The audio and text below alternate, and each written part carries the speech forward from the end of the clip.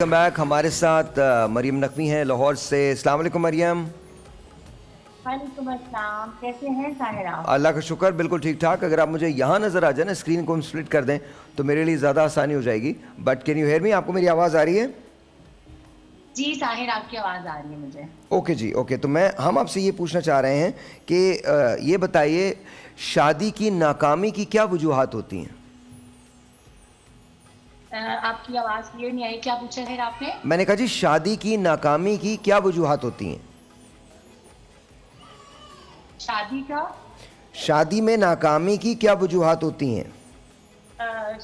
बहुत ज्यादा वजूहात हैं। सबसे पहली वजह तो ये है, मिसअंडरस्टैंडिंग्स बहुत ज्यादा होती हैं।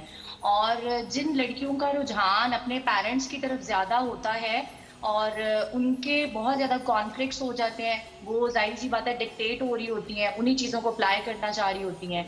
तो एक वजह ये भी है, एक वजह सेल फोन भी है, एक एक्स्ट्रा मैरिटल अफेयर्स भी हैं। So many reasons are behind that.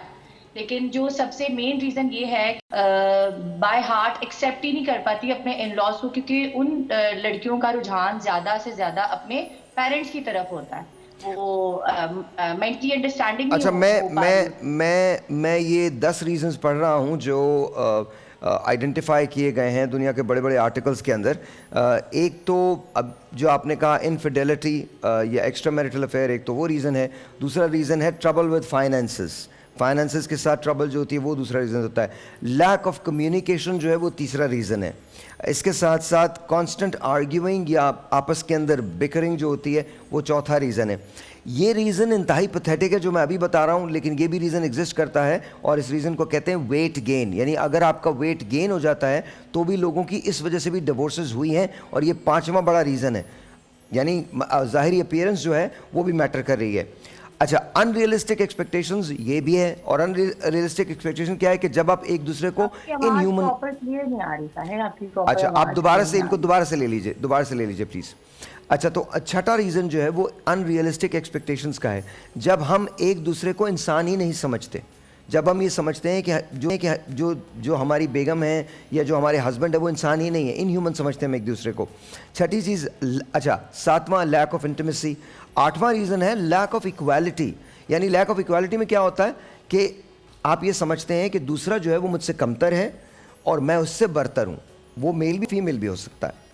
अच्छा, not being prepared for the marriage. अच्छा, ये बात बड़ी इंपॉर्टेंट है, इसको याद रख लीजिए कि बहुत सारी ऐसी चीज़ें होती हैं जो हम ज़िंदगी में सीखते हैं, करते हैं, लेकिन कोई हमें शादी के लिए तैयार नहीं कर रहा होता। शादी के बाद जो कुछ होता है वो कम्युनिकेशन, हमारे साथ कोई बात ही नहीं करता उस बारे में, और जो लोग बात करते हैं फिर वो शादी तोड़वाने का सबब ज़्यादा बनते हैं। Physical and emotional abuse. अब ये सुन लीजिएगा, ये बड़ा इंपॉर्टेंट चीज़ है। फिज़िकल एंड इमोशनल अब्यूज़ ये इंतहाई ख़तरनाक फॉर्म है। जहाँ आप किसी को फिज़िकली अब्यूज़ करते हैं तो उसकी रूह पे ज़ख्म लगता है, जहाँ किसी को इमोशनली अब्यूज़ करते हैं तो उस पे भी रूह पे ज़ख्म लगता है।